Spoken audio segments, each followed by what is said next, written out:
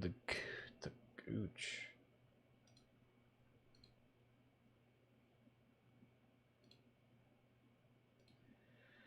House O' the Gooch.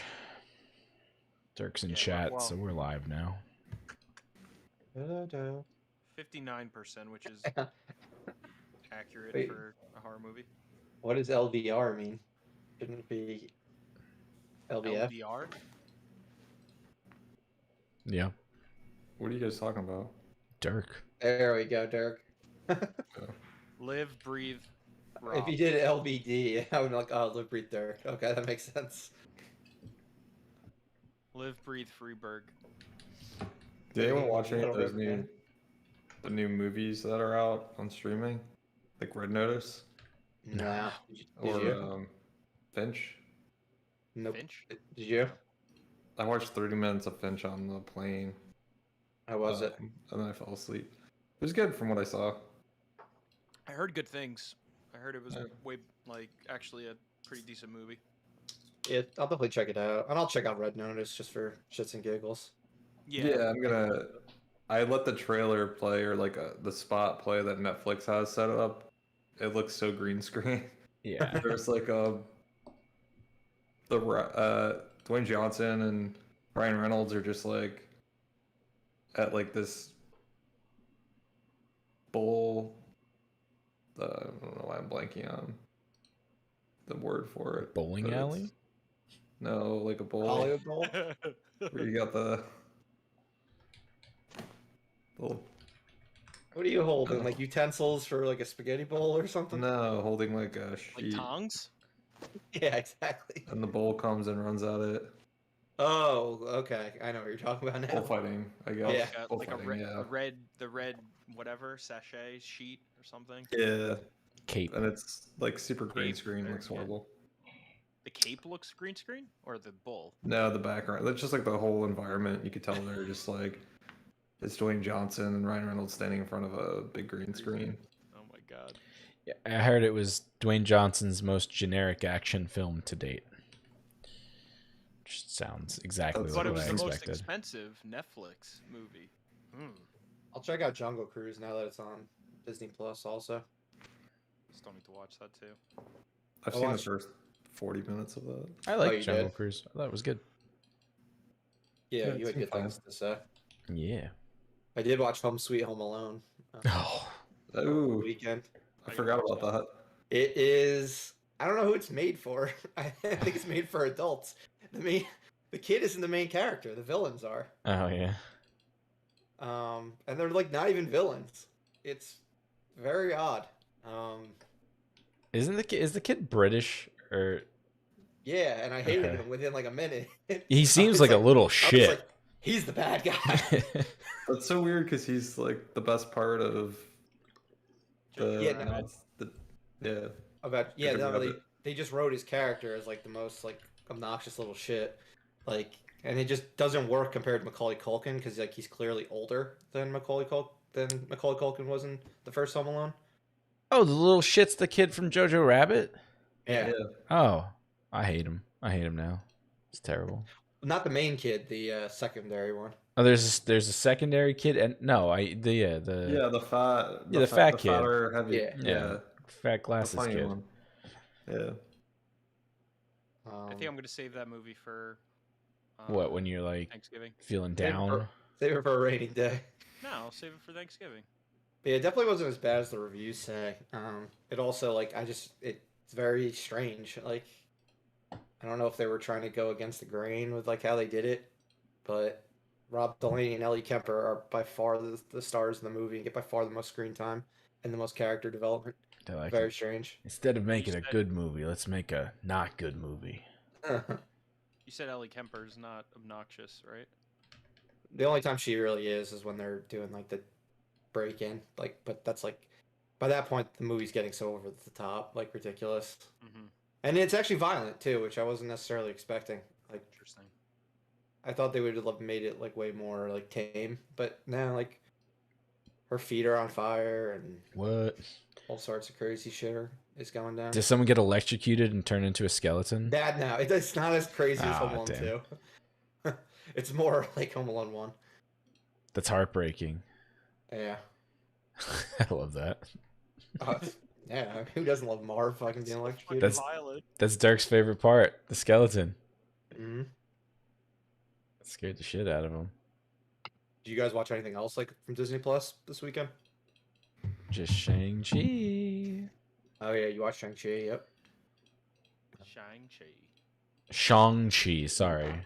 Shang-Chi. Shang-Chi. I'm always just gonna say it wrong. Like I think I'm just so used to saying it wrong that it's become like my way of saying it.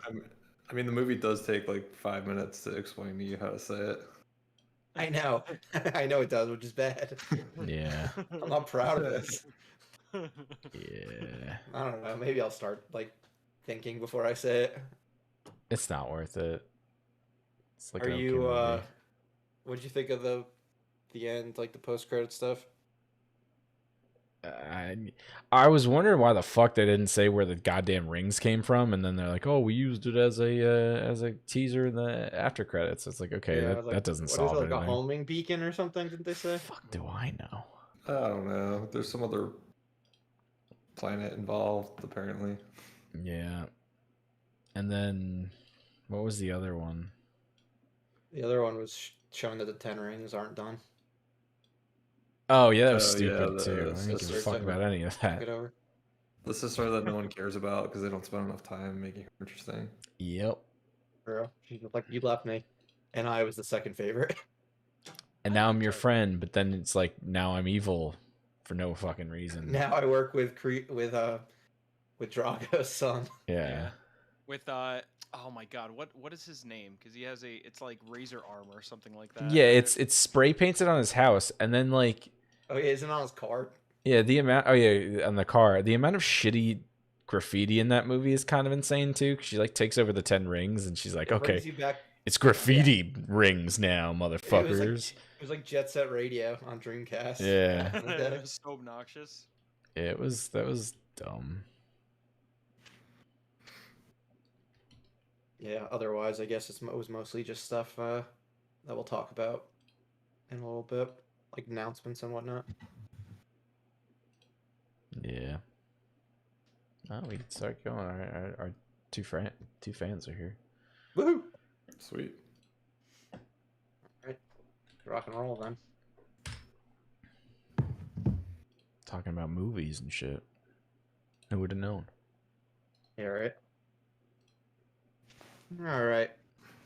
Welcome to Live Breathe Film, episode 57. You're here with Corey, Doug, JP, and Murph. Thanks as always for joining us, Kate and Derek. Today we're having a deep dive discussion about the Spectacular Now for the third entry of our Live Breathe Film Club. But before we get to that, let's run through some news and what we watched over the past week. All right. So we had some announcements that are somewhat interesting from this past week. The first is that it was actually pretty timely because I think Corey brought this up with me like in the past couple of weeks. But they are going to be proceeding with Lethal Weapon 5 as of now. And Mel Gibson will both be starring and directing it. Yeah, he's taking over from Richard Donner because they were working like in pre-production and stuff and the planning stages of actually him directing that fifth one since he directed the first four. But he passed away this year, and all parties are in agreement that Mel Gibson should finish this movie that they had planned to do. But because Mel Gibson is Mel Gibson and only so many movies are actually make money in movie theaters, this one will be going straight to HBO Max, which is kind of disappointing. I mean, if you're going to make it, I'd prefer to see it in a movie theater. Yeah. But I mean, what are your guys' thoughts on this even being made? Do you think it's unnecessary based on the way the fourth one came out? Do you think it's just going to be too ridiculous at this point, seeing Danny Glover and Mel Gibson with the ages that they are? No, they got to catch up to Always Sunny, so they got to keep going. They got their work cut out for them. Yeah. You're right. They need to make 2 more installments. Yeah. They better be doing a part 1, part 2 with this new one. I hope so. Back-to-back sequels. I think think it's fun. Yeah, I mean those movies are pretty ridiculous to begin with. I mean, if they have a decent script, that will work, even though they're as old as they are, it could be a lot of fun. I mean, those movies are, at the end of the day, just fun action movies. And then also getting Mel Gibson to direct too. I mean, the man's insane, and he's an asshole, but he's a great director, great actor. So it'll be cool to have him and Danny Glover kind of back acting together again. If they weren't too old for this before, they're definitely gonna be too old for this shit now. It's gonna be 24, 25 years after the fourth one. Yeah. Yep. Now, did they get Joe Pesci back too? I he was gonna doesn't do anything say, anymore. who would you say would be your like must-have return character? Butters. Or whatever the Lee fuck his Butters. name is. I mean, I'd like to see Chris Rock. Yes. All right. So 2 for Chris Rock. I mean, I would love to see Joe Pesci, but I kind of don't think that's gonna happen. He's definitely my like one that I hope would be in it. Yeah. Especially because. But I his would love Chris Rock to be back as Yeah. well because he was a great addition in the fourth one. I'm hesitant more so because that character is like exactly the kind of character he does not want to act as anymore. Like he's just so like unhinged and crazy. Yeah. But maybe they could get him back. Renee Russo would be nice. I always liked her character. I would, I would think she'll probably be back. I'm trying to think of the other. Who's the police chief? I forgot his name. I'm not sure. I don't know what if he's his alive name anymore. is, or if he's alive. Yeah. There's probably multiple cast members that might not be alive anymore. But yeah, I mean, they never got as ridiculous as the Die Hard movies ended up getting, like with the fourth and fifth one, which I'm glad, and I hope they can contain themselves and make this like a kind of like a gritty, real world like buddy cop movie, some more similar to like, well, most similar to the first as possible, but with a little more levity than that one had. That'd be really cool. Maybe Shane Black can even get involved since he wrote the first one. I definitely have faith. Could be pretty neat. Because I mean, Richard Donner was involved, up until his passing. So, yeah, they must have had like some good idea to actually get the ball rolling. Because we've been talking about it like jokingly for a while. Mm-hmm. And it's funny that it's actually happening. Exactly. It'll definitely be like a personal movie to them. I mean, this is really. I mean, if Mel Gibson has one last shot of making like a hit type movie, it's making Lethal Weapon 5. So yeah, I think they'll go all in. All right. What about we were talking about Disney Plus earlier before we went live, or technically before when we were live on just Twitch and YouTube. But what did you guys think about all the announcements that we got this week? Specifically on the Marvel front, that's where we kind of got the most. We got some looks at Moon Knight, She-Hulk, bigger looks at Hawkeye, a little bit of Ms. Marvel, some new shows. We got, what is the Harkness? What is that show called? The Agatha one? Yeah. Something. Age of Harkness or something like that, isn't it? Or like. It can't. It's not Age of Harkness. It can't be. it's some play on words like that. Harkness game. What is the name of this show? House of Harkness. House of Oh yes, Agatha, House of Harkness. I was kind of close. Also ridiculous. But Yes. Just almost as bad. yeah, so that would be like Age of Harkness would be like they got so lazy that they're just like taking names from other movies. So we talked about that potentially being a thing, but now it is. What If's got a spin-off with Marvel Zombies. Hawkeye already has a spin-off with Echo. We're getting Spider-Man Freshman Year, an animated show showing Tom Holland's character becoming Spider-Man in the MCU. We got a brief glimpse of Secret Invasion of what Nick Fury's going to look like. X-Men 97, which is the return of the 90s Fox show, which is pretty exciting. And That's then, cool, yeah. I love that show. Did we get any more?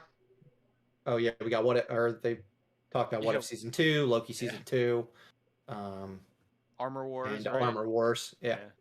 So I think that's everything. I think there was something about Ironheart too, just a poster. Yeah, they showed a logo of that. Yeah.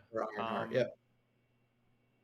So which ones have you the most excited? Either if we heard about them previously, and we saw some cool new footage, or any of these new announcements. I mean, I'm super excited just because of rumors. I mean, I'll be end up being disappointed if the rumors are not true. But Echo, that's one I'm like really interested to hear more about. Obi-Wan, that I'm super excited about as well. Or jumping right into Star Wars. We're done talking Marvel. I'm marveled the fuck out, so I'm That good. which is fine. I mean, that was going to be a follow-up question. Do we Yeah. think they have announced too many things at this point, I mean, and that their Yeah. spin-offs are getting absurd? Yeah. Hawkeye, I'm actually like super excited for personally after seeing that scene that they showed. It just looks like a lot of fun. And it's shot well.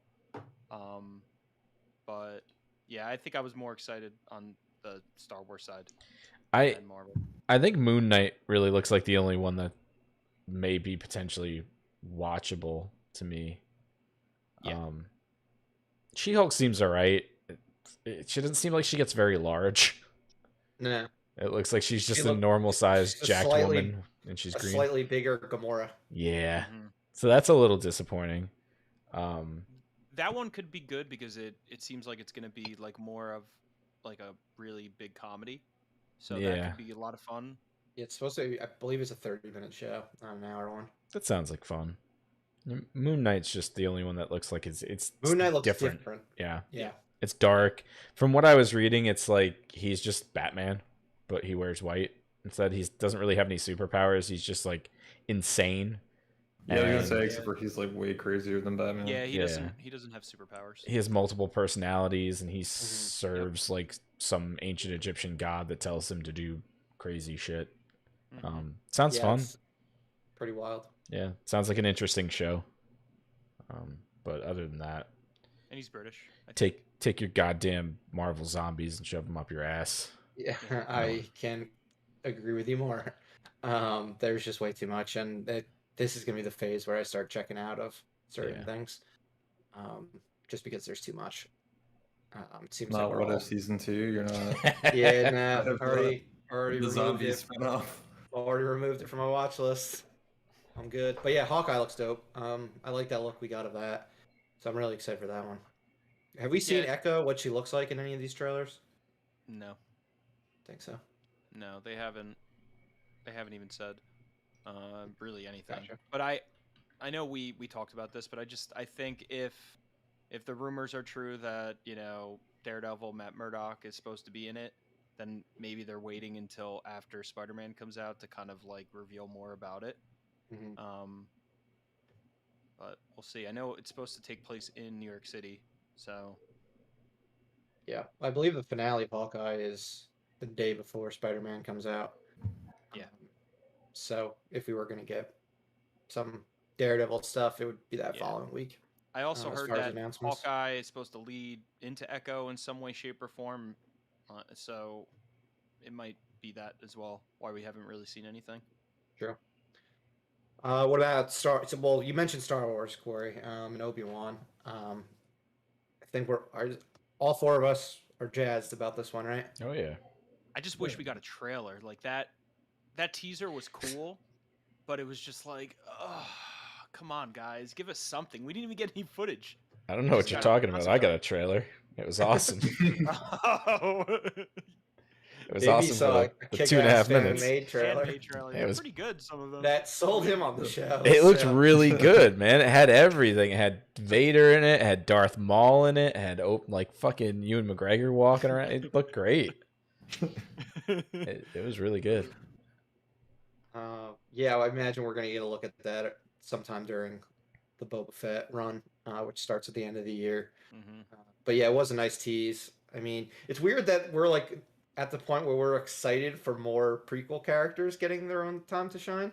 Yeah. It's like Strange. we've all spent, I mean, most of the time since the prequel trilogy, like bashing it. But Ewan McGregor was always a bright spot, like in that trilogy. So, and the fact that they now have potential to, like, write his character well compared to what George Lucas wrote is, I think, what has us probably the most hyped. Yeah, like like an Obi-Wan with Ewan McGregor playing him that isn't surrounded by green screens and shitty CGI and some practical effects thrown in there for good measure. Could be good, yeah. Mhm. And just Go ahead. JP. No, please. Yeah. I had nothing else. I was just gonna say, and just getting Hayden Christensen and Ewan McGregor back together, acting wise, because they were just so good. Like their chemistry was amazing. So I think that the potential to have like more of what we had at like the end of Revenge of the Sith and throughout that movie is gonna be pretty awesome. Yeah, I'm not excited for Hayden. I didn't like him. Like then, I don't think I like him now. All I care about is that James Earl Jones does the voice. Yes, It's just confusing if he's in the suit, Yeah, like he has to be. There has to be Anakin flashbacks or something, because if it's just they put him in a suit and James Earl Jones does the voice, then why is he in the show? It's like a waste. Yeah, and I mean, maybe they'll have him unmasked at some point too. Yeah, potentially. I mean, I would hope so. I would hope it's something. I don't really know though. Yeah, but yeah, that was really all we got on the Star Wars front. But other than that, other Disney news. I mean, we've got that sequel to Disenchanted, coming out in 2022. You got a Cheaper by the Dozen reboot coming out in March. Gabrielle Union and Zach Braff. A new Ice Age movie where Simon Pegg is his character's the main star. That comes out in January. That Pinocchio movie from Robert Zemeckis, starring Tom Hanks. That comes out in the fall, I believe in September. So that's not getting a theatrical window, which is somewhat surprising. Hocus Pocus 2. Oh yeah, coming out in the fall. Got a nice pick of that. Were you going to say something? No, I find it weird that there's been 2 Tom Hanks movies that have not been really released in theaters at all. Yeah, this is going to be the third one now, because there was also that Greyhound last summer. Oh yeah. Oh, Is Greyhound. Is Tom Hanks bother to untouchable in theaters now? Did something happen without us knowing? Has he pissed Hollywood off? Yeah, it's just been weird timing. Yeah. But yeah, he has that Elvis movie coming out in the end of June. That was just delayed by a few weeks. But other than that, everything he's been doing has been going streaming. Just odd. Yeah. Well, a lot of those movies they were funded by Apple, right? Like they were Apple specific movies, so I guess maybe Apple bought them. They were. I thought they were meant for theaters. Yeah, they were originally meant for theaters. Okay. I think Sony was supposed to do Greyhound. They made Greyhound, and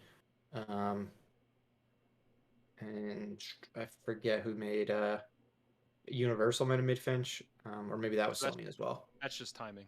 Yeah, that was timing. Yeah. They realized they weren't going to make money in theaters, so they made their money from Apple. Apple was in the mood to get some movies that actually would have been theatrical. Mm-hmm. Yeah, then Hocus Pocus 2. So we saw a photo of how they all look in that. No surprise how they look. They all look fairly similar. Yeah. Doug Jones is coming back to play what's his name, the Billy zombie. Butcher. Yeah, Billy Butcher. He's coming back, which is fun. Yeah. I wonder if all the human characters, if any of them are going to come back. Like what was it, Thor? Is it Thora Birch? No, I forgot her name. Something like that. Is that who it is? Yeah, she was in the first one. Yeah, apparently the older brother and one of them haven't been contacted at all. I was reading a little bit about it the other day. Apparently they wrote a book that was a sequel, and everyone's saying that it's probably just going to be adapted straight from the book, and the book was kind of shit. But Gotcha. I mean, it can't taint the legacy of the first one. It's still going to get watched every Halloween in this house. So. Yeah, I mean, it's like that new Home Alone movie. Watch it once, you'll never watch it again. Doesn't hurt the originals. Like, they're still the originals. And that's that. Home Alone 3 is still great. Yeah, Home Alone 3 still happened, and fuck it. This is a little different, though, because than Home Alone, at least, or the newest Home Alone. Because you got all the the characters. Yeah, you got the main cast back, and it's presumably their movie, unless it's going to be a passing of the torch. I had actually heard something recently that it's about the witches becoming kids or some shit, but Oh my I don't know if that's true or not. But I may just be living a nightmare, and one day I'll wake up Hope and movies not. will stop being about kids. Oh my god. Yeah, you do bring up a good point. It is different than like a whole new cast and everything. Yeah. But I mean, just look at Dumb and Dumber 2 or Anchorman 2. Like, it doesn't hurt Ugh. the first ones. I just basically forgot Dumb and Dumber 2 existed. It's easy to ignore shitty sequels nowadays. Yeah, definitely. Then the Looking at you, last, Ghostbusters Afterlife. which we will talk about on our next episode. And then the last two things, we've got that Chippendale Rescue Rangers movie coming out in the spring with Mulaney and Sandberg. And then, did any of you guys knew there was going to be a new Predator movie? Because it's coming out in the summer. In the last No. week, I found out. Yes, it sounds weird as shit. It does. Didn't It's from you the say that they filmed director. it already? Yeah, it's filmed. It's from the director of 10 Cloverfield Lane. Set 300 years ago. Here's the quick, brief synopsis. Set in the world of the Comanche Nation 300 years ago, the action thriller follows Naru, the skilled warrior who fiercely protects her tribe against a highly evolved alien predator. So yeah, that is Prey, the new Predator movie.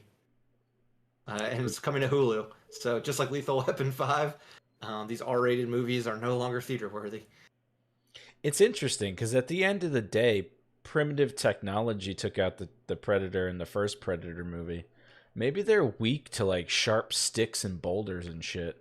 Yeah, they're just used to like super great technology, like how to protect themselves from that. Yeah, it's kind of what it seems like. Mm-hmm.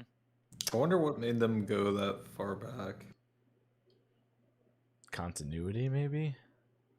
Yeah, Yeah, maybe just muddled trying to do continuity. something different because their last two attempts at doing a Predator movie Hey, did poorly. Predators was a good Predators was fucking good. movie. It might have been good. It just didn't Yeah. connect That's with a great movie.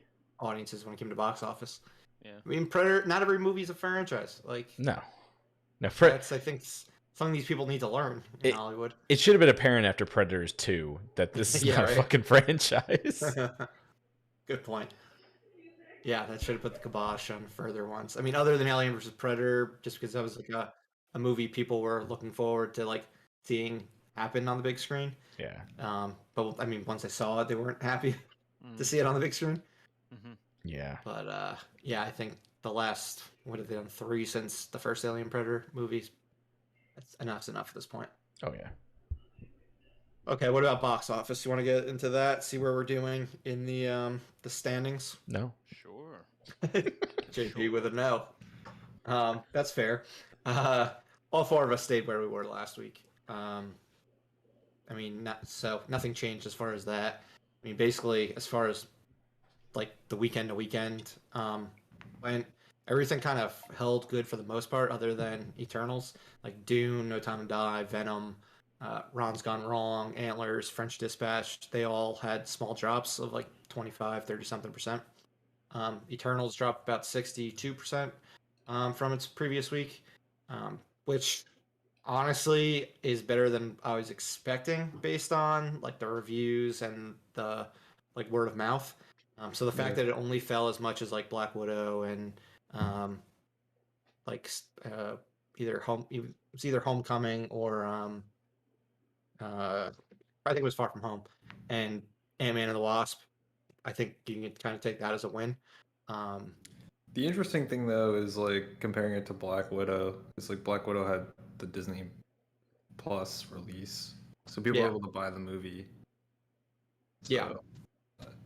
It feels like it's worse than Black Widow. Well, what was Black Widow's drop? 60? Was it higher than 62? I want to say it was like a little bit higher. Let me see. I'm pulling it up right now. Too bad Box Office Mojo sucks now. I don't even know how to use this website anymore. It's so poor. 67 is what I'm reading. Oh, okay, so it dropped to 5% more. Yeah, so I think it was more along the lines of Ant-Man and the Wasp and Spider-Man Far From Home. But Yeah, definitely. I mean, it's not a good drop by all means. No. I mean, it went down to like 26 million or whatever on its second weekend. So it's definitely not going to be making the 200 million plus that Venom 2 or Shang-Chi made, or how do I say it? Sean. Shang-Chi. Sean-Chi. Yeah, I Shang- remember his Shang-Chi. name was Sean. His name Shang-Chi. Sean. So yeah, it's not going to be dropping or not going to be making as much as those two. It's probably not going to make as much as Black Widow even made. But it is enough to push Doug's lead further ahead. So he is at 336 million. Corey is in second with 268. JP in third with 171, and myself with fourth with 8 million. Which hasn't but, changed. Like, Yeah, which hasn't changed. It's like the first week we did this. Many Saints That's of all Newark. Many Saints of Newark, right? Yeah, and it was pretty top heavy. It made like 5 million its first week, and then like 3 million ever since then. But yeah, this coming week is big for Doug because his last movie comes out, Ghostbusters Afterlife. After that, we're not going to be having an episode till after Thanksgiving. So during that time frame, Corey has Resident Evil: Welcome to Raccoon City coming out. JP will be having Encanto and Encanto, House of Gucci, and Licorice Pizza all coming out. Licorice Pizza just in limited release, very limited release. Not sure how that's expanding prior to its wide release on Christmas. And then I have King Richard. Oh, yeah, that opens this Friday as well. So Doug and I have both had movies opening this week, and then JP's got 3 opening next week, and Corey's got 1 opening next week. So by the time we do our next episode, it'll be interesting to see where everyone has moved up. I mean, JP, you can potentially move up pretty high with the fact that you have a Disney animated movie, a buzzy adult film, and House of Gucci, and like $45. Yeah, a movie that's gonna make a ton in 4 theaters, but it's limited in the fact that it's only in 4 theaters. So yeah, and yeah, I'll still be very far behind. Maybe I'll cross the 10 million mark. No, I should be up at, I don't know, hopefully by at least 30 million by then. But yeah, Doug, your final one comes out, so you're gonna be maxed out pretty soon. Yep. I'm I coming. mean, at this point, Ron's Gone Wrong is close to done. Dune is close to done. Halloween Kills is done. French Dispatch probably has another 10 million in it. Eternals another, I don't know, 50 million maybe. And yeah, whatever Ghostbusters Afterlife makes, which based on the reviews and what we're reading online, who knows? Yeah. That'll be very interesting. It being big, or I could see it just like falling apart on me. I think it'll make 100 million, but yeah, I think I'll make 100 million too. I don't know where it's gonna go from there. I might end up surprisingly being close to what the last one made, which will be a bit of a disappointment if it only makes around like $120 million. Yeah, I'll feel a lot better if it's just it has a huge box office this weekend and everyone's going Ghostbuster crazy again. Yeah, I mean, I know Dan Aykroyd is. I did watch the late night stuff from the other night. He was wearing his Ghostbusters hat. That man is a shill for his movies. It's different than his normal crazy. He had they had him like dancing. That was on Seth Meyers. That was pretty goofy. Yeah. They danced they danced in 2016 too. Did they? Yeah, there's a clip of all of them dancing on one of those late night talk shows. Like the entire cast. I don't get it either. Murray seemed like though. Murray seemed like he actually like. Murray was funny. He was engaged and everything. Yeah, he didn't seem like it wasn't like it didn't seem like a Garfield situation where he had like. I didn't bother with the movie. I didn't bother watching Jimmy Fallon. I only watched Seth Meyers just because. That's the better one. I watched Jimmy Fallon last week, and I can only do him like once in a year. Oh yeah. He is such a bad late night host. They really need to get him replaced, but I doubt that's going to happen. But yeah, on Seth Meyers, they were all enjoyable. Ernie Hudson definitely seemed happy to be there. And he always is. Yeah, he's goddamn MVP of Ghostbusters. the guy has carried the Ghostbusters torch since the 80s, and it's absolutely amazing. Yeah, no, he definitely. I mean, that's his movie more than anything. I mean, Dan Aykroyd, he's still like, he's busy always promoting Blues Brothers stuff as well, and yeah, that's weird too, because they were just recently doing that with fucking Belushi has a weed line or something like that. And I saw pictures of that, and apparently they perform live, which is still weird. That's interesting. It was really funny what Bill Murray was saying about John Belushi. How he's like, yeah, they talked about him like potentially doing. We don't need to talk about this. Like he's passed. Like, like he came to me first. He also made a similar joke about Harold Ramis. Like, okay, you can stop praising him. He's passed. He's not hearing it. Yeah, it was nice to have like Bill Murray joking around and stuff. Yeah. But yeah, we'll see how much they're in the movie this coming weekend. They did talk about wearing the packs again and having to do some exercise. Like they keep having to like jump on the ground with the packs on, jump back up, and everything like that. So they did have to exert themselves, which is a good thing. Well, that's good. Yeah, hopefully at least the final section of the movie where everyone's in it is a satisfying piece. I mean, otherwise I've heard it's like the biggest Easter egg hunt in the world. Yeah. That'll keep me busy. I heard for a the while. last 30 minutes are like pretty great. Okay. All right. Good. That's what I was reading too. Well, we'll talk about it on our next episode since we'll all see it by then. All right. That's it for box office. Let's talk trailers. We've got 2 to talk about. We've got Don't Look Up, the new Netflix movie with Leo, and Spider-Man No Way Home, our second look at both of these films. So let's talk about Don't Look Up first, since we're definitely going to have a lot to talk about when it comes to Spider-Man. So this time we got a good look, or a longer look, at everything that's going on in this movie, and some of the clips from the first trailer that we got, along with some of the footage from the scene with Jonah Hill, Meryl Streep, Leo, Rob Morgan, and Jennifer Lawrence that came out a little while back. But yeah, what I'm happy to say is I think this movie looks funny as hell. And it's actually like a comedy that's sort of going to be in theaters, since it's primarily a Netflix release that'll be out 2 weeks after its theatrical run. But I mean, did you find it as funny as I did? Because I was very happy with the tone and everything like that for this one.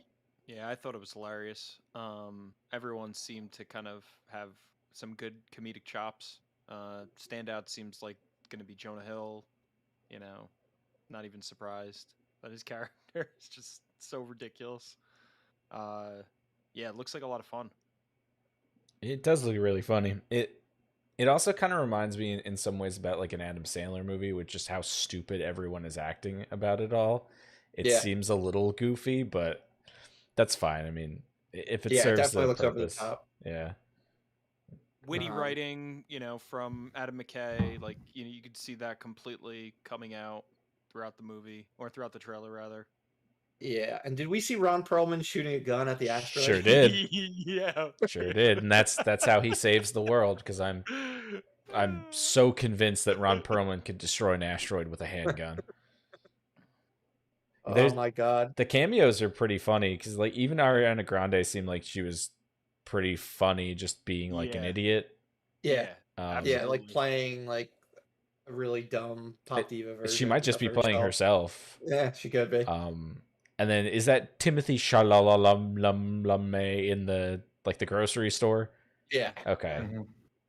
Yeah, he's an expressionless boy. He's everywhere. He really does. That sad boy everywhere. Yeah. How many movies has he been in this year? Like 4, 5? I mean, he was just in French Dispatch and Dune last month. 3. Now with this, I feel like there was at least one other one that he was in earlier this year, but yeah, he may have been. But yeah, other than that, I mean, not too much to say. It's just nice that there's actually a movie coming out that looks like it could have came out 10 years ago and been like just as funny then. Sure. So yeah, we'll talk about that one after it comes out in December. All right, the big heavy hitter though, that also came out yesterday was the second trailer for Spider-Man: No Way Home. We got a longer look at it. We got more looks at the villains that are in the movie. We did not get anything regarding additional Spider-Man being in the film. Didn't get any look at Matt Murdock potentially appearing. But we did get a lot of Willem Dafoe dialogue, looks at the costumes, a lot of Alfred Molina, which was great. He seems like the big villain that they're promoting. I mean, he definitely is the big villain that they're promoting. He was the one that they first showed in the last trailer. He's the one that's gotten by far the most in this trailer, and then he's been on the posters as well, right up in front. Other than that, we got better looks at Sandman and Lizard than we did in the first one, but we still haven't seen the actors playing them. Are we positive that Thomas Hayden Church and Reese Ifans are playing these characters? Not even a little bit. Yeah, Okay. no, there was rumors that Thomas Hayden Church was on set, but I mean there wasn't any like confirmation. I think it was just like someone with like a hood that had like the shirt, like that striped shirt on, Got it. but you couldn't see his face. Got it. Trying to see if they show up on IMDb or anything like that, but I don't really see anything. I mean, I'd be more shocked if they're not in it. Yeah, I'd be surprised. Be very surprised. Especially now with like getting the second trailer and like lining everything up with like all the leaked stuff that's come out over the past like 6 months. It just like it seems like everyone who they contacted that played these characters is going to be in the movie. Probably more than we even know, just because it has leaked. Yeah, and Jamie Foxx was the first one announced. We got a good looks at him. He looks a lot better than he did in the Amazing Spider-Man 2. It is insane, like how much better he looks. I like how I love the old school with the forming the comic mask. book. Yeah, I mean, that was cool. What else we got? We got MJ falling, just because that's what fucking girls in Spider-Man movies do. They fall down things.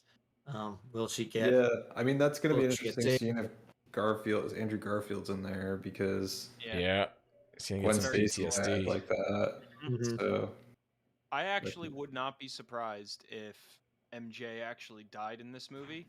I mean, she's died in the comics. she's not gonna die. She's not gonna die in this one. Not even a little bit. I've seen people think that Ned is going to be. It's a fake out, and Ned's going to be the one who actually falls and dies. Are they really gonna kill someone in like a child's movie? They've talked about this one like it's dark. It's gonna make people bummed out. Yeah, but it still just seems like it just feels like a kids movie, like Spider-Man. I mean, they killed Gwen Stacy though, so yeah, but that was like a darker edgelord like remake of Spider-Man. This one has a different feel to it. The Andrew Garfield ones were like he's essentially a borderline stalker weirdo. Yeah, that's true. Yeah. And that's like Gwen Stacy's like biggest thing is like like that's what she's known for is dying. Is dying. Yeah, getting her spine shattered because he catches her with his web.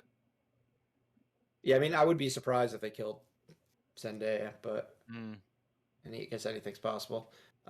Corey, you brought up something about Hobgoblin today. Why don't you talk about that? Yeah, a buddy of mine we were talking about the trailer, and I guess he, like we all did, he went like frame for frame and like started looking at a lot of the stuff that was in the trailer, and he made a comment that the shot of the other Hobgoblin, the other person in a different suit than Willem Dafoe's Power Ranger suit, looks like Ned, which makes sense because I think in the comics he steals a glider. That's what he told me. So that could be a reason why why there's another costume, another glider, because I don't think James Franco's coming back. Like no, he definitely will not be back. Well, there's no reason to talk about James Franco. Yeah. And it lines up, the suit in that clip lines up with a leak from probably 6 months ago of like a costume like another Hobgoblin costume with like goggles and like it had like a sash and stuff. It looks exactly like that. So it could be Ned. I'm I not thought entirely sure. wasn't the leak Defoe wearing it? Yeah. That There was the was only There- one. thing. I They didn't very see that well one. could be working with us with these trailers because I Oh, they mean could. Marvel has done it plenty of times in the past at this point, where they just remove things or put completely different things. I'll Sony's never. trying to do it, but it seems like they're failing at it because people are picking apart the trailer and finding like like things that they just forgot to remove that show what they tried to remove.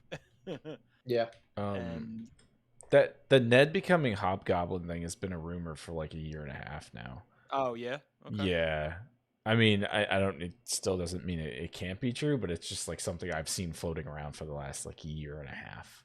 I Mhm. don't think he's evil from the comics. I think he steals the glider or a glider and kind of tries to do his thing. Yeah, maybe.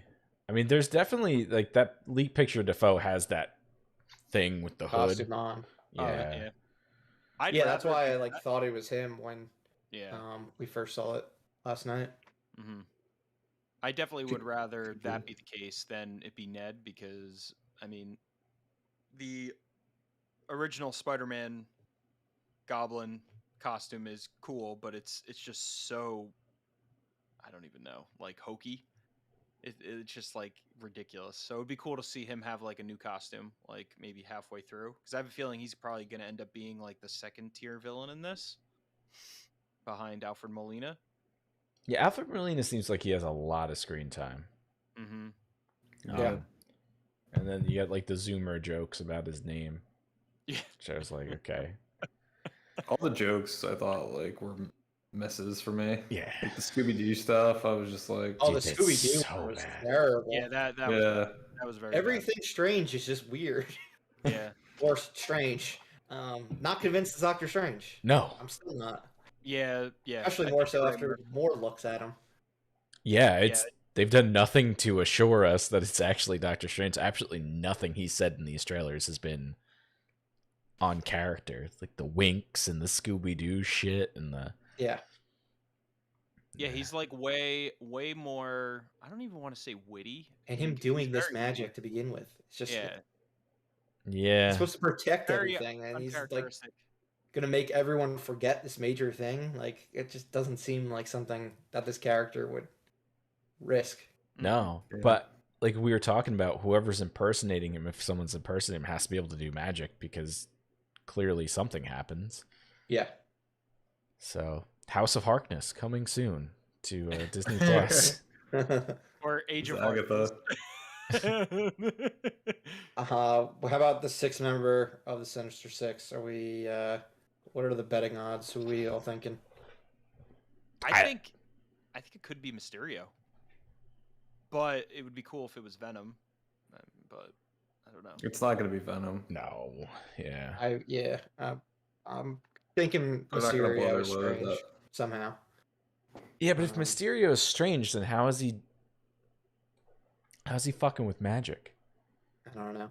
Maybe Maybe it's Bruce Campbell as Mysterio from the other universe. it's Bonesaw. Bonesaw's coming A back. fucking bonesaw. A They've gotta get CGI Bruce Campbell back. CGI Macho Man. I have absolutely no idea at this point. Is it confirmed that there is a the sixth one? No. No, there's no confirmation. I mean, the fact that they have five, everyone is Yeah. just assuming that there's a sixth. Yeah. I like the Um, ramifications of this in the fact that like there might be pumpkin bombs hanging around, and then someone else in Spider-Man's universe, and like what's his face's universe. I forgot the kid that plays Spider-Man. Tom Holland. Yeah, and Tom Holland's universe finds the pumpkin bombs and then makes their own Becomes hobgoblin or Hobgoblin? something. Yeah. Yeah. Yeah, that's a good call out. I didn't see any pumpkin bombs, so I mean, it's in like the first trailer on the bridge with like the little. Yeah, doot, doot, they doot. had it. it was the pumpkin bomb. Mm-hmm. Yeah, I Just the mean, bomb bomb. yeah, whatever the fucking It was the green bomb. yeah the green goblin bomb. Yeah. yeah the Hobgoblin orange has bomb. those, like, cool orange pumpkin bombs. Yeah, I mean Hobgoblin's cooler than that, but I mean, but that's Yeah. the bomb. That's the pumpkin. the That's the bomb, pumpkin too. bomb. And then you brought up Venom, Corey. Yeah, I'm in the side with them that he won't be the sixth person, but I do think he's going to be in the post credits. Yeah, Gotta be. yeah. He's gonna at least be in the movie, or Yeah. in some way, shape, or form. They seem they're going all out with this one. Mm-hmm. So I think he will be a part of it, but it will be teasing up them actually finally starting to do stuff together. What are they gonna do together? I don't know. Yeah, Because he's like a hero, but not really. Yeah, I don't know. Yeah, I mean they're gonna have to Can't set answer up that for a you. fight. They have to set up a fight because that's what everyone wants, and they know that. So I don't know. I don't though, because I don't like this incarnation of Venom either. I hate this Venom. Yeah, I mean it's. I don't want to see them fight because it just doesn't make sense because he hasn't been a bad guy in 2 movies. Yeah, So like, why would they fight? it makes no fucking sense. I mean, it would make more sense for them to team up in the way they've been doing these movies so far. Maybe the two of them will team up against the Sinister Six, whatever that ends up being. I think we're getting Maybe. it. I think Sinister Six is done after this. It seems like It's not. I don't think it's gonna be done. Yeah, no. You think there's gonna be like? Do you think the Sinister Six becomes other characters? Because these people are going back to their goddamn universe. They're clearly not gonna get killed. If they open up the multiverse, then they can bring in other characters and other versions of characters, and they can do whatever the hell they want. But they won't necessarily like have to go back to their version, their universe. It could open, and then the ramifications are that these people are here now. I feel like they're either going back to their universe or they're getting killed because they're like blowing up the Statue of Liberty and shit. I think some will get killed, but I think Captain America Statue of Liberty. That's true. Yes. Yeah. I think by the end of the movie that there will be like kind of a mixture of characters from all the different movies that are going to end up being like villains for the Sinister Six. That's what I think, because I think that's Sony's easy way of using the best versions of characters we've seen on film again. Do you guys think Doc Ock is gonna wind up being like kind of like a good guy? One of them will have to be, right? Yeah, it seems. Is that where they're going with this? He talks too much to be a villain. I noticed it seems like he steals Tom Holland's like spidery suit nanobots because his tentacles turn like Iron Man-y. They're very red. Yeah, they turn red and gold. It literally becomes like the Iron Man colors. Interesting. And it seemed like it happened shortly after got Tom Holland on the bridge when Tom Holland has his like nano suit on. So I was thinking maybe the tentacles steal the nano suit somehow. And I don't know, maybe that gives like Doc Ock his like power over the tentacles again. I don't know. That's a good point because you don't see that suit again. Mm-hmm. Yeah, and I think that's because Doc Ock takes it. That's a good point.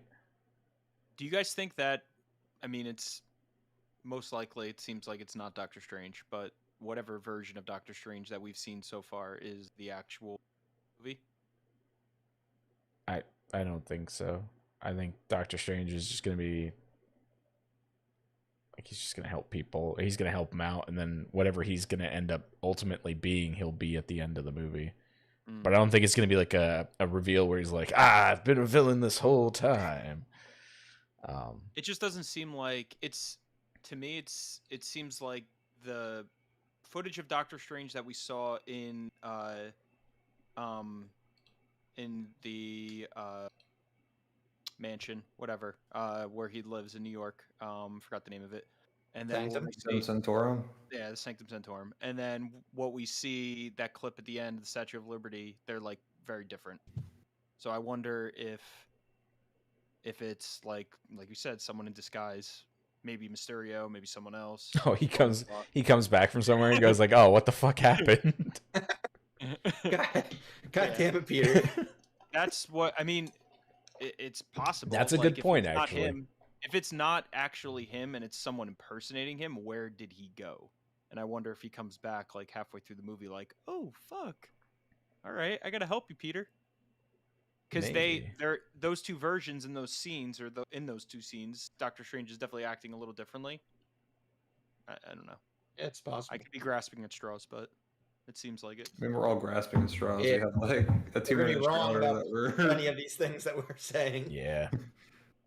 Because it just doesn't, like you guys said, it's uncharacteristically obvious that it's not him. Maybe it's like a evil multiverse Doctor Strange. Because the multiverse is already happening, right? According to Loki. Yeah. So maybe he's just it's like happening on What If. There's been an evil Doctor Strange on What If. Sneaky, or not, like snarky, cheeky, evil Doctor Strange is like, sure, I'll help you with whatever you want. And then he like poofs off into the distance, and like regular Doctor Strange comes back and is like, well, I didn't fucking do this. Yeah, you did. Like, nah. I mean, Murph, you made a point. Like maybe he's dealing with multiverse of madness stuff, and that's taking place kind of at the same time as this. Maybe. Yeah, and like he's in another one, and the real one's in another one, and there's this fake one here. Yeah. I don't fucking know. We'll find out next month. But Sure will. having the Spider-Man, I mean, I thought that was great how they kind of, they failed, but they tried to hide that there's two other Spider-Men in the movie with that trailer, which was cool. Yeah. But I'm I'm excited. glad they didn't show them. It would be more exciting when Yeah. either like the week of, like right before it comes out, when it inevitably leaks. It's or already they inevitably, leaked. or when they inevitably show like a 1 minute trailer, like the week before it comes out, 2 weeks before it comes out, or when the movie actually comes out. It's just probably. funny because the more that you watch the trailer, you could see that there's characters that aren't there punching Yeah. other villains. Yeah, we were talking about that last night. Like, Yeah. it very clearly is two other characters in Yeah. the scene when they're all jumping off the scaffold. When Tom Holland's swinging off the scaffold, fighting Lizard, Sandman, and Electro. Yeah. I mean, it's gonna be epic. It's gonna be such a good, probably half-hour, fight scene, whatever it ends up being. But I mean, that's the anticipation for everyone, and they're not really hiding it, which I thought was cool. Like when Doctor Strange says, "Oh my God, I can't hold them back any longer," or whatever. I hated that cut. It was a weird, like, final scene in the trailer. It was awful. I thought there was gonna be something like after the title, just because of how poorly abruptly the they trailer cut it. ended. Yeah. Yeah. Yeah, I thought something else was coming too. I was like, oh, this is just, it's dumb. I was waiting for like the Spider-Man to walk through. And So then was I'd be I. like, oh, that's great. Yay. Not like, oh, it's probably going to be another villain, right? No, it's going to be the goddamn Spider-Man. Yeah. Derek said Kang the Conqueror. He could Jonathan Majors is pops in. He walks through the portal, eating an apple, and proceeds to talk for 45 minutes to end the movie. He's manipulating fucking everything. So, or maybe it's Mephisto. Of course, it could be. There we go. We might actually get him. Maybe. Yeah. It'll be what's his name from whatchamacallit? You been hanging out with Kate too much? Yeah, I forgot his name. Yeah, I don't think Marvel's letting Sony reveal that character. I don't think that's happening. You don't think so? Yeah, I don't think so. Like, here, Sony, in your movie, why don't you just like reveal our big bad for like the next arc or whatever, or something like that for 3 movies? Why don't you go ahead and do that? I don't think that's happening. Boner.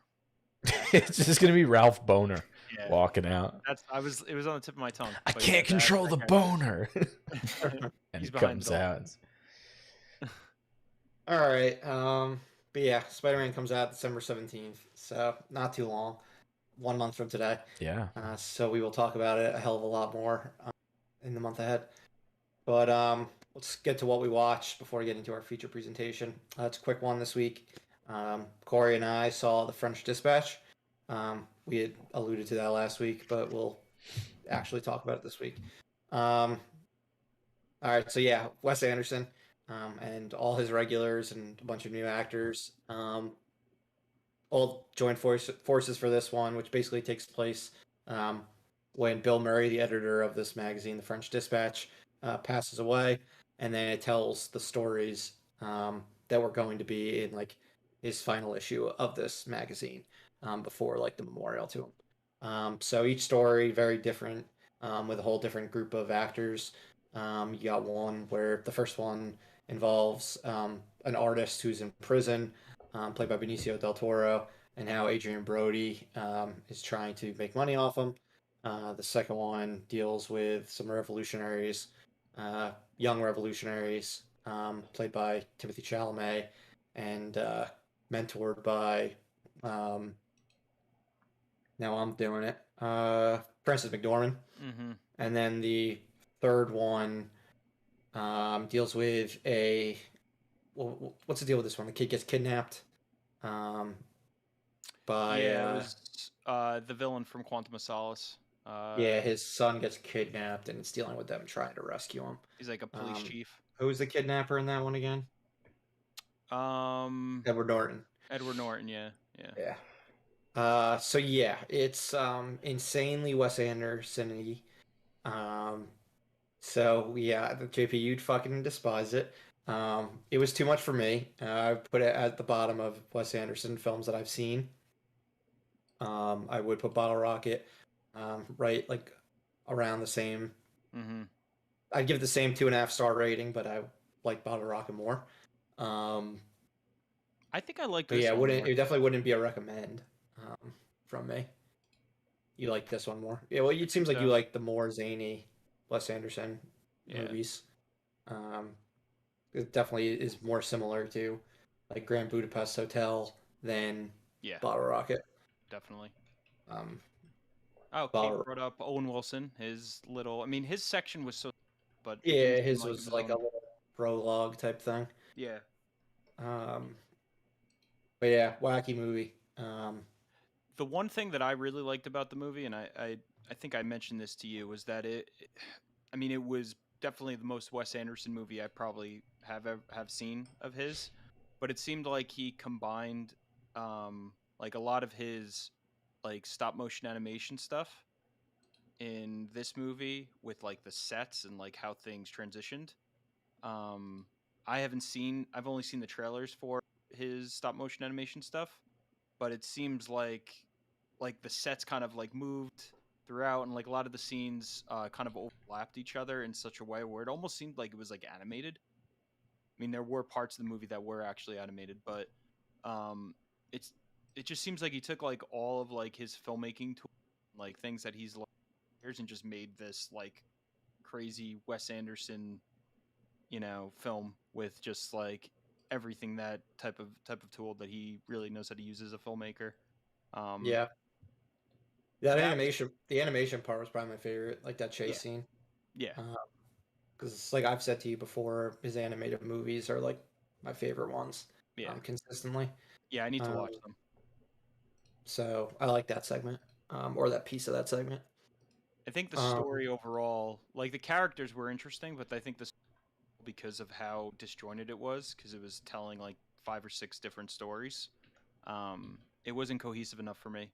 Like that's probably yeah. why I didn't like it as much as his other stuff. Yeah, as an anthology, like some of them were just more interesting. Some of the stories were just more interesting than other ones. Um, which, I mean, it's just kind of how they work. Unless they all end up being winners or they all end up being losers. Yeah, it was Um, definitely a cool experiment. I mean, it was something different from him. Uh, yeah. I Yeah, he's also, already working on something else now, so I mean, he's gonna have something probably next year. yeah. What were you gonna say?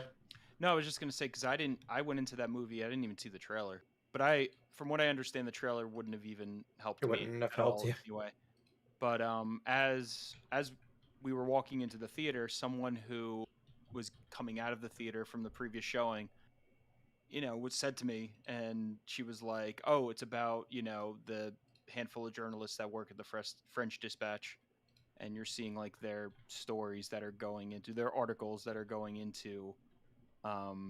The last issue or latest issue, I think is what they said. And I was like, oh, wow, that is Yeah, completely different than what I was expecting to watch. because what was it? So, Tilda Swinton wrote the first one. Jeffrey Wright wrote the third one, yeah. and Didn't Owen Wilson, did he write the second one? No. no, he just had like He just had his like a little thing. thing. Did he go lay wow? He did not, unfortunately. Damn shame. Um, Yeah, what's her name from Handmaid's Tale did one, right? She was in it, yeah. Even though she really did not have, she was one of the writers for the stories, but she really didn't have any screen time, which I was surprised at. Yeah. Yeah, I'm not sure who wrote that second one. But it was zany, if anything. Yeah, 100%. All right. What else do we got? I don't think anything else to say about French Dispatch. So Yeah. we just get to feature presentation, our third installment of the Live Breathe Film Club. We watched one of Kate's recommendations from the yearly film series. The film was The Spectacular Now. It is directed by James Punsolt, stars Miles Teller and Shailene Woodley, with a supporting cast includes Brie Larson, Jennifer Jason Leigh, Kyle Chandler, Mary Elizabeth Winstead, Andre Royo, Bob Odenkirk, Caitlin Dever, and yeah.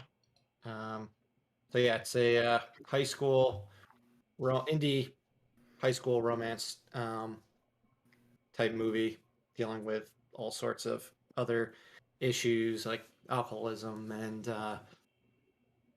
um, separated families and things like that, or broken homes. So yeah, let's Deal with start. alcoholism. I mean, main character was a raging alcoholic. It doesn't really Really? deal with it. It just shows Yeah, alcoholism. he just kind of is. You're right. It doesn't deal with it. It just all right. It paints fucking underage drinking. Underage drinking, I guess I could say is a topic. Because He murdered his father. He too. loses his job because of because Bob Odenkirk's like, maybe you should stop drinking, and he's like, I don't think I will. I appreciate your honesty, sir. That was such a weird conversation. It was so awkward. A lot of this movie was incredibly fucking awkward. Yeah, that was one of the things that I really liked about it. Was like it was throughout the whole movie, it was incredibly uncomfortable, but in a realistic way. Like it was the conversations kind of unfolded in like an awkward way that it would most likely unfold in these situations. Yeah. So that aspect I liked. All right, well, let's get some overall thoughts, and then we'll break into things, the more specific things about the movie. JP, you want to go first? Yeah, my overall thoughts of this movie is the indie drama soap opera version of Not Another Teen Movie. The way that Not Another Teen Movie is a comedy parodying coming of age high school flicks. This is a drama parodying coming of age high school flicks. Okay. Yeah. You had the Janie Briggs. You had she very much was the Janie Briggs type character. You had this sort of like Jake Weiler fallen out of grace guy that I guess was sort of popular. Yeah, it seemed like he was like known and liked, but people also thought I think people enjoyed his comedy, but also thought he was like a clown. Yeah. Like at the same time, which I mean, there's plenty of people in high school that we could like point to and be like, oh, they qualify as those two things. Oh yeah, nah, he reminds me of my roommate in college. He was and it definitely felt I guess genuine, but at the sake of some of the scenes, like particularly the scene of two high school kids having sex being fucking incredibly awkward and me having to mute it because it was just like, this is fucking weird. This just feels like you're sitting in a teenager's room. It was really awkward. Yeah. All right, Corey. Overall, I did like it. I wasn't in love with the movie. Like I said before, I liked a lot of like the uncomfortableness of it, of like coming of age. We've all been there, like kind of just trying to find yourself, being in like weird situations. It kind of played off of that pretty well. I thought Miles Teller and Shailene Woodley were fantastic.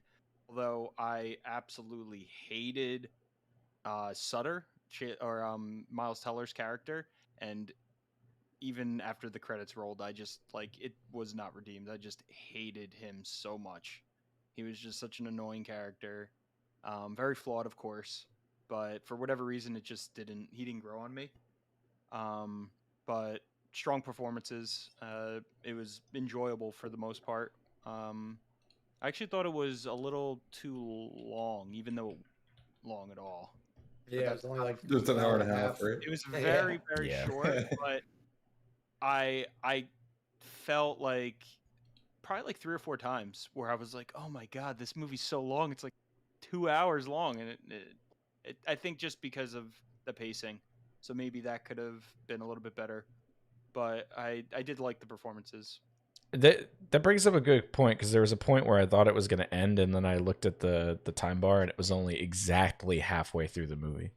Yeah, it was at 47 minutes. I go, oh, there's an entire second half to this movie. Okay. I think a lot of it, and I started to notice this as the movie went on, the dialogue, it hung like for long periods of time. Like the different conversations that happened, it took a lot longer than you would expect to kind of unfold. Like there was a lot of like characters emoting and just not getting to the point, just kind of like standing still. Kyle Chandler, Yeah. an awkward performance. Yeah. Yeah, I mean, there were so many instances where I was like, it was just like so awkward what was going on. Like I knew when he was gonna go dad, like that it was just gonna be a disaster. And I feel like everyone probably knew that, but which was kind of thrilling, I guess. The movie was thrilling in a way because you kind of saw like this disaster kind of unfolding, but It wasn't thrilling. It was just like another awkward conversation. kind of felt thrilling to me. The only thing thrilling to me was I was convinced that there was going to be a drunk driving incident and or someone getting in a bad car accident or getting hit by a car. Well, that happened. And I was waiting for it the whole time. When it happened, I said, "Oh, I called it." I gave a oh shit. I thought she Yeah. died. I was like, okay. I did too. I was like, oh, she's dead. That's crazy. Like this movie's taking a big turn, and they were like, fast. It didn't happen. Like she's better now. Yeah, she has like a broken arm and no scars or anything like that, I and think she's it's chipper more- to see him. Yeah, Kinda I thought bruised. that was like an interesting turn. Is like that didn't fucking sway her opinion at all. No, She's like, we're gonna pretend this didn't happen. he's a It was like loser, it and didn't she's a happen. fucking idiot. Cause she was like pretty much fine afterwards. Like she had no repercussions. She Broke still her arm, like, graduated. it hit her arm and she fucking landed on the ground. Like she got hit by a fucking car, and like it looked like she like fell when she was walking, like fell over like a fire hydrant or something. Yeah. Yeah, that was wild. I had to have that conversation with my wife. I was like, if we were in an argument and I told you to get the fuck out of my car, and then you got hit by a car, would you ever speak to me again? And she's like, no, probably not. Probably not. That was one of the more uncomfortable scenes where how that unfolded, where she ended up like he was like, get out of my fucking car. I thought it was Like, silly. It's like, are you okay? I'm not okay. I'm emotionally hurt. I mean, it was silly, but I thought they both played it off really well. Yeah, it's good acting. Doug, what are your thoughts on the film? as a I whole? like despise this movie. Yeah. I absolutely hated it. I like wanted to shut it off so many times. In the middle of the movie, I hate the main character. He sucked. I like couldn't get behind like him. I don't know, that Shailene Woodley, I was just like, get away from this guy. He's horrible. And then he like wasn't even that into her throughout the entirety of the movie. He's always trying to get with Brie Larson. Yeah. Yep. And then gets shut down, and then is like, oh, well, I'll settle for Shailene Woodley. It's next best thing, I guess. But I'm pretty sure at the end of the movie, when he is like at the college or whatever, Oh God. if Brie Larson like popped up, he would have been like, hey, Walked right over to her.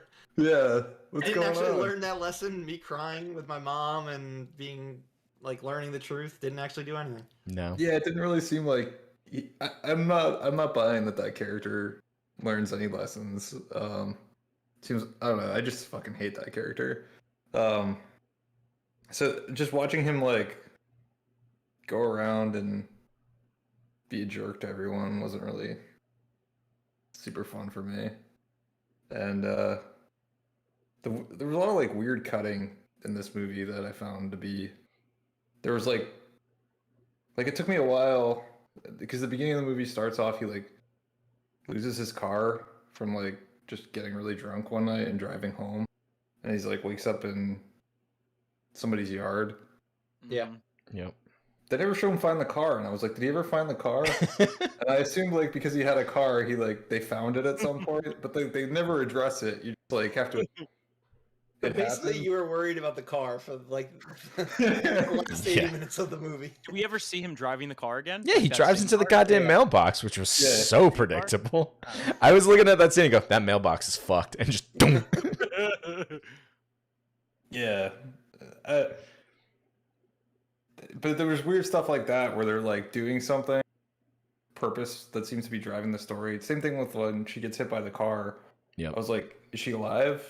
What happened? And then it's like, oh, her arm's a little messed up. But there's one too that nothing like happened. There's one too that I was thinking of. There's like this hard cut. I was kind of not paying attention for a second, and all of a sudden he's sitting in his bedroom with Brie Larson drinking. And I was like, is this a flashback, or like why is this happening right now? Because it was just sort of and it was the scene like where it's like a couple minutes of them. Yeah, just talking. And she's like, leave me alone. Yeah. Yeah, it seemed like a lot of times like you just like jump forward through time without like any explanation or.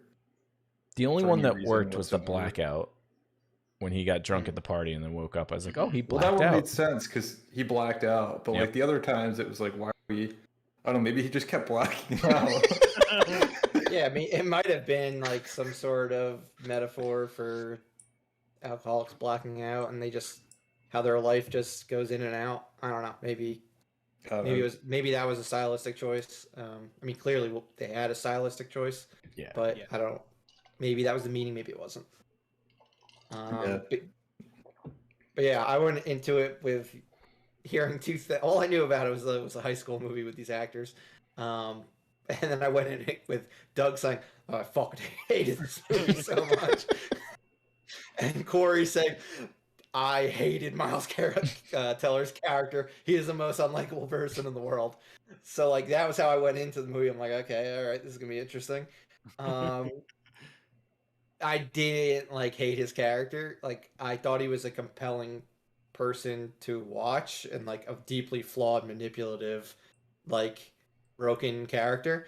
But I mean, I think those type of characters can be like interesting to watch. I mean, most of the time I'm watching, I'm like, oh, please don't do that. You're not going to do that. Like a lot of the times with Brie Larson, and just clearly stringing this girl along, like taking advantage of the fact that like, yeah, it's someone to hang around with. Well, this girl clearly is like obsessed with you, and you might be like, okay, she's cool or whatever, but not actually give a shit about her in like a serious way. But yeah, as far as a film, I mean, I enjoyed it a lot. I mean, probably a lot of it had to do with the fact that it had so many good actors that I enjoy. So I mean, it was good amount of good sparring partners for these people to have. Whether it was Jennifer Jason Leigh as his mom, they have some good stuff together. Mary Elizabeth Winstead was had a solid supporting role as his sister, which I wish we got a little bit more of their like relationship. Yeah, we talked about Kyle Chandler, like their stuff together was really. I mean, good. it was predictable, but still like engrossing to watch like their shit go down. I've never really seen Shailene Woodley in anything, but I thought she was a strong like co-lead. Even if I was like, oh, you're making such poor decisions also. Yeah. Like you don't realize but you're probably becoming an alcoholic too. Oh yeah. You are drinking in every single scene like now. Even when he's choosing not to drink, you're drinking. But yeah, it was not something where I could relate to everything that he was going to, but I can relate to parts of like these characters and what they've gone through. And yeah, I'm just happy that like I'm not in high school at those ages anymore, where you're making crazy, stupid decisions all the time. That hopefully you stop making them before it's too late. But yeah, I mean, as far as issues with the film, Doug, you brought up a very funny one to me, and that was the fact that Miles Teller does not seem to be playing a realistic high school student. And he's basically our age, so I guess he was about 26-ish, 25 when he was filming this movie. And yeah, he looks way older than he's in high school. some of the characters. Like when he's talking to Caitlin Dever's character, who's Shailene Woodley's best friend, I was like, they look like she looks like a baby. A decade apart. What about his? She kind of stands out. Yeah. What about his buddy, his best friend, or whatever? Oh, yeah, him too. Yeah, best McLovin too. Him too. But like, yeah, I was looking. Caitlin Dever was at that time she was probably the age of like a sophomore in high school, and she's supposed to be a senior, like with all of them. Yeah. I'm like, she looks so much younger. And his little buddy that he hangs out with all the time, he looked like a high school aged kid. Yep. But yeah, Miles Teller definitely doesn't. Is more of the Chris Evans age of Not Another Teen Movie. I'm going back to what JP said earlier. I mean, even Shailene Woodley looked of age. I mean, He looked high school age, I thought. I mean, she's a maybe like 4 or 5 years younger than Miles Teller, but like she seems like she just looks young, and she didn't really have any makeup on in this movie, or they tried to make her look helped. plain. Uh-huh. But like Miles Teller just looked like Miles Teller, and it was like seems like he's been in high school for 10 years. Yeah. The way they talk about it, like, do you want to graduate? I don't know. No, I don't think I do. He's been in high school for 7 years already. Yeah. Sutter, you've been in high school for a decade. Get the fuck out of here. You are the Van Wilder of high school. You're taking. That's why. He's also taking a freshman level math course in fucking senior year, apparently, because Shailene Woodley had freaking geometry. She's like, oh yeah, I took it in freshman year. It's like, cool. I'm like in it now. And I don't understand shapes. Like, who would ever have to do shapes for a living, man?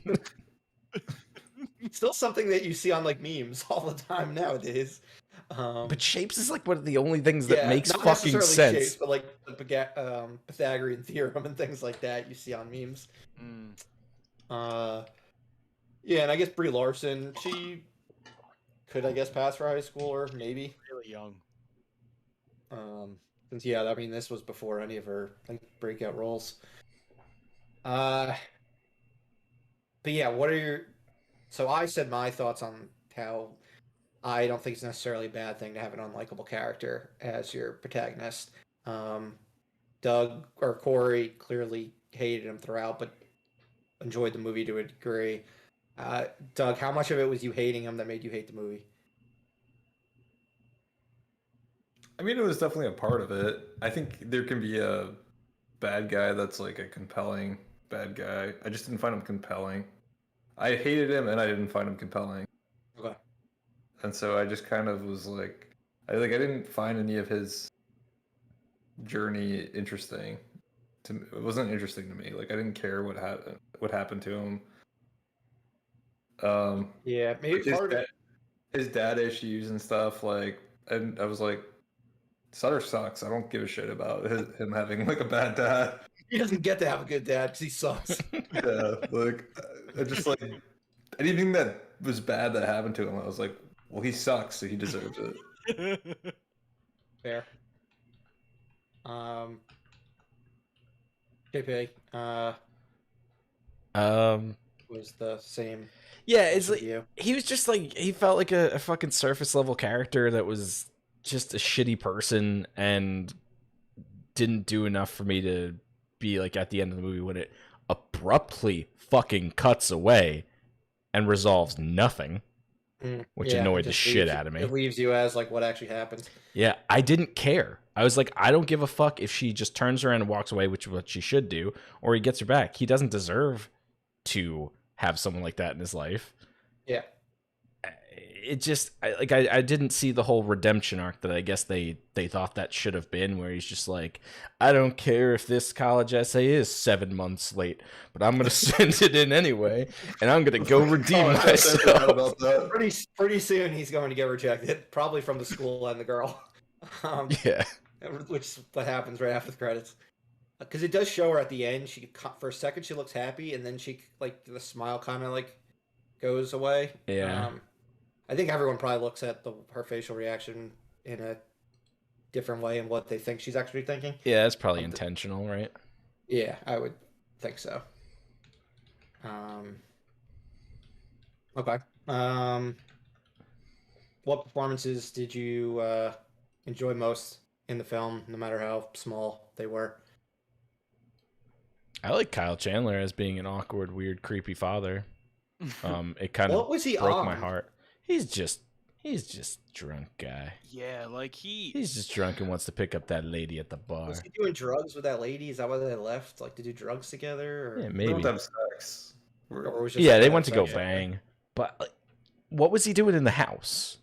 Like I thought there was gonna be a lot more to this. I thought he was gonna be into some like shady dealings, and there were gonna be people in his house. Yeah, but then he invited them back to the house. Yeah, but then he didn't I mean, granted, come. he was never intending to go. No. Or maybe he did intend to go and just like fucking forgot or found some better stuff to do after that hour ended. Yeah. It is weird. He played the character well. I don't ever want to see Kyle Chandler play that type of character ever again. You keep my coach pure. I mean, it was so, like his character was just so uncomfortable. Like you just every interaction that you had that Sutter had with him, you just knew like, oh, this guy's gonna break his heart. Yeah. He just, Hey, Dad, you like this song? No, not particularly.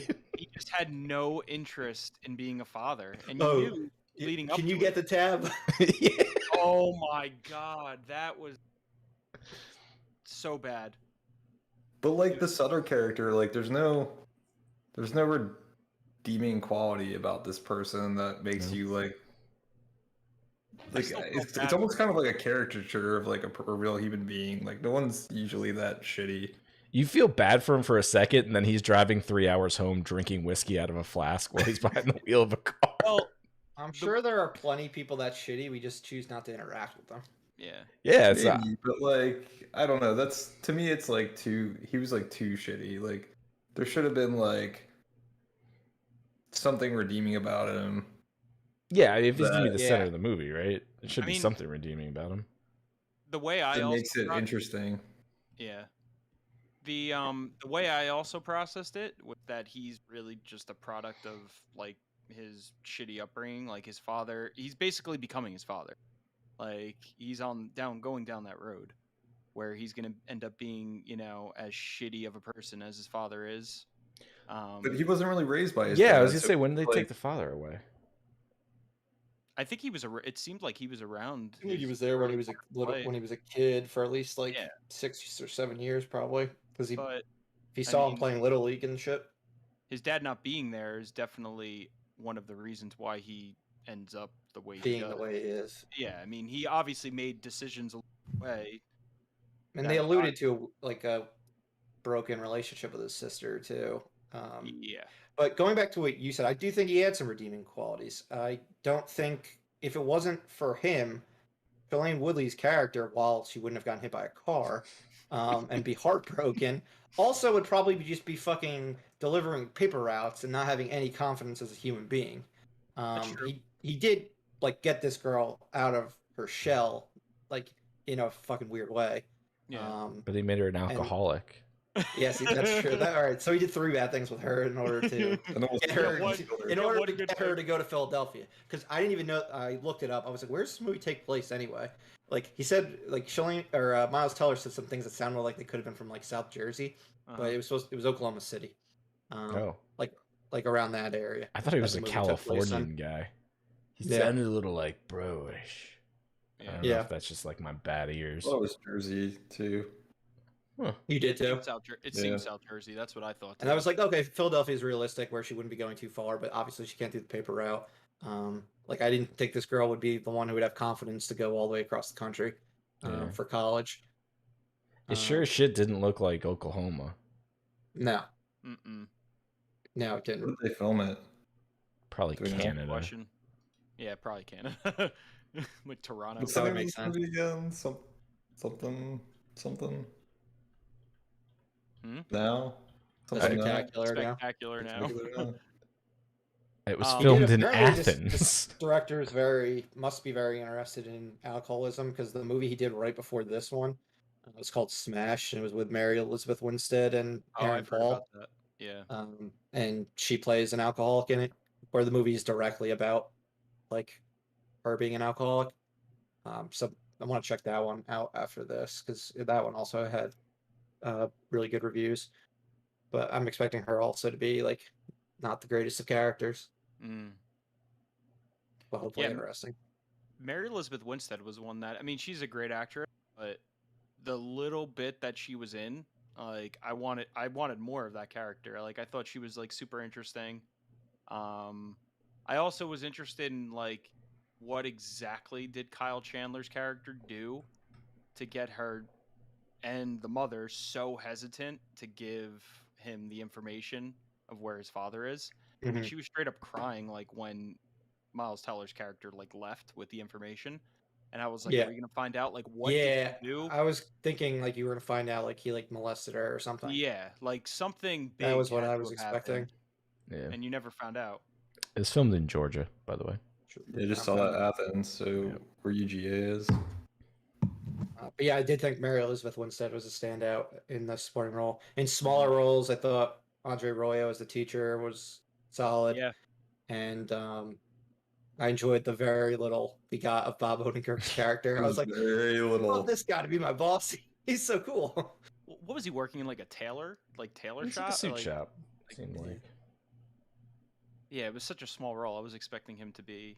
Yeah, no, I didn't expect it to be two short scenes. I was glad that there was a second scene because I was like, "Are you kidding me? That one scene was it?" Yeah, especially because the second scene was the bigger scene. Yeah. The first scene is just like he's just like has like two lines and then you like don't see him again. Yeah. So For sure. I didn't even know he was his boss in the first scene. I thought it was just like a coworker because he was kind of just chilling with them. Yeah. Just Yeah, he pouring was a his glass. very, very chill boss who like clearly wanted his young employees to Did not come into work Like, drunk. to get along. Yeah, yeah, Coming it's to work drunk. He was drinking while he was there. True. yeah, he had no qualms. He was drinking every fucking where. He always had a styrofoam cup on him. Like who are you fooling? He had this. He would go to like that Quick Mart and get a Yeah. soda, and then use that for like the whole movie. Oh, my favorite part was the graduation scene where Shailene Woodley comes over with a broken arm and she's like looks around. She has the flask and then she does this. Oh, yeah. I was like, That how was- obvious can you be? Like, weren't the teachers just looking at him? That was. Oh, I'm God. like, who are you fucking fooling with that? Yeah, this movie had like some exceptionally awkward moments, which I definitely appreciated. All right, and then I guess the last question, which I probably know the answers to by now, would be would you recommend it? I say yes, I would recommend it. I would recommend it to I guess I wouldn't recommend it to everyone, but I don't really know who I'd recommend it to based on this conversation today. I think I fall in your camp. I mean, I would recommend it, but I would recommend it to probably specific people, but I don't know exactly. Well, I can think of certain people that I would recommend it to, but I wouldn't be able to articulate like a certain type of person. Yeah, It would be a exactly. specific person that I think would enjoy it. But that I mean, I definitely would recommend it to certain people. JP? I would not. I wouldn't recommend it to my past self either. Well, that's on board. After the two of them watched it, they were like, "JP's gonna hate this." Sure did. Callie watched it with you. No. I watched it today in the afternoon. Got it. I told her about the ending. She was not on board as well. Doug, you're obviously a no for recommending. Did you watch it with anyone, or did you watch it just by yourself? I watched it by myself. I had a feeling you were gonna like it, Murph. So if I had seen, if there was someone that had your taste, I'd be like, hey, maybe you would like this movie. I didn't like it, but Murph did, and you guys seem to have similar taste. Or if there's somebody maybe I don't like, and I want to trick them by watching this movie. No, that's not bad. That's not a bad idea for recommending. I never thought of it that way. Yeah. All right. Did we get any feedback from our listener that recommended it? She said that there were almost 50 movies on the list. I think we might have insulted her movie. Oh, last question. Of the 3 films we've watched so far, Bottle Rocket, The Crow, and The Spectacular Now, how would each of you rank them? Oh, you gotta rank them. You know, I was even thinking about this today. Like, yeah. Where does Bottle Rocket and Spectacular Now? Where do they fall in that basement? Last for me. It's a race to the bottom. Yeah, that's last for me. At least Spectacular Now was a coherent movie. So I guess it goes above Bottle Rocket. Yeah. I think I agree with that. I would go Bottle Rocket, Crow, Spectacular Now. I would just... so yeah, consensus is Bottle Rocket was the lowest of the 3. Mm-hmm. And Corey, what did you have for your top 3? I would flip Spectacular Now to 2 and then Crow to 1. Okay, so the 3 of you all have Crow, Spectacular Now, Bottle Rocket. Yeah, but it's like Crow. Movies we haven't watched yet. Meanwhile, Crow is the movie where you're like, oh man, you could just fast forward through like the entire middle section. It'll be fine. It's a masterpiece compared to those other 2. Oh man, see, this is why this is fun. We watch these completely different types of movies that we may not ever watch otherwise, and it's interesting seeing what people actually think about them. Mm-hmm. So yeah, if anyone listening has seen this movie, The Spectacular Now, by all means comment on any of our social channels or YouTube or Twitch or whatever. Let us know what you thought. But yeah, I think that's it then. It'll be let's say for the 4th movie, we'll find a new way to pick it, but Doug and Corey. Yeah, I think Doug and Corey should have a chance. Like a battle royale, yeah. Yeah, that's a good idea. Let's put them in the ring and we'll just fight. Yes. Yeah, we'll figure out a way for it to be a contest for the one of you two to pick the movie. Because JP's picked 1 at this point, I picked 2 at this point. I think, I picked both mine from trivia, and JP, you picked yours from the Suicide Squad pool. Yes. Death pool.